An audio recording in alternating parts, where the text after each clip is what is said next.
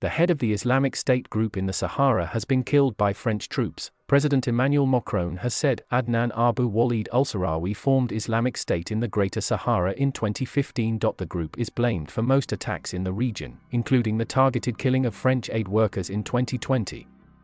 Mr. Macron called Sahrawi's death another major success in our fight against terrorist groups in the Sahel. The Sahel is a vast, 3 million square kilometer area that stretches across Africa south of the Sahara Desert, from Senegal in the west to Somalia in the east. Mr. Macron did not disclose the location or any details of the operation.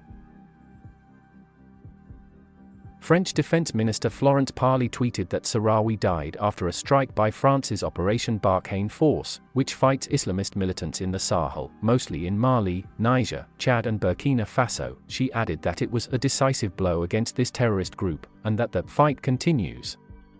Sahrawi, who was born in the disputed territory of Western Sahara in 1973, had been a member of the Polisario Front, which is fighting for independence from Morocco. He later joined al-Qaeda in the Islamic Maghreb and co-led Mujao, a Malian Islamist group responsible for kidnapping Spanish aid workers in Algeria and a group of Algerian diplomats in Mali in 2012.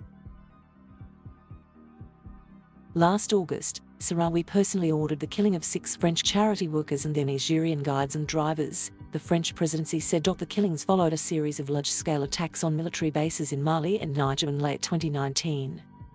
The group was also said to have been behind a deadly attack on US troops in Niger in 2017.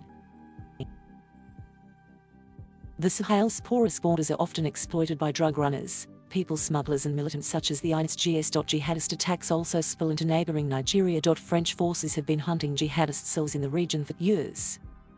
In 2013, France intervened to prevent an al-Qaeda affiliate from taking over the Malian capital Bamako.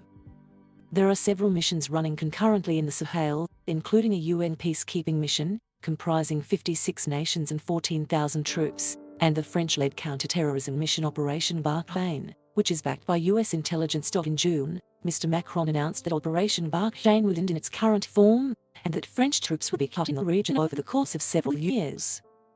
Last month, Chad announced it was halving its counter-terrorism force in the region. After announcing Sahrawi's death, Mr. Macron added in a tweet, "The nation is thinking this evening of all its heroes who died for France in the Sahel in the Serval and Barkhane operations, of the bereaved families, of all its wounded. Their sacrifice is not in vain. With our African, European and American partners, we will continue this fight." Despite France planning to withdraw more than 2,000 troops from Mali by early next year, President Macron is keen to show his allies that it is still capable of striking at the heart of jihadist organizations in the strategically important region. The European Union and US look to France for leadership in the fight against jihadist groups in the Sahel.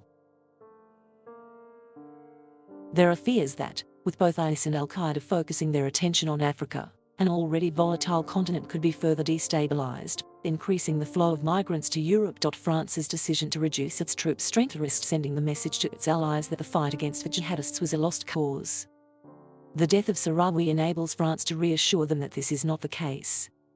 But Sahrawi's death will not necessarily lead to an end to jihadism in the region.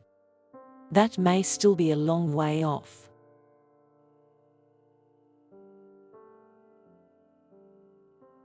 Thank you for watching. Please subscribe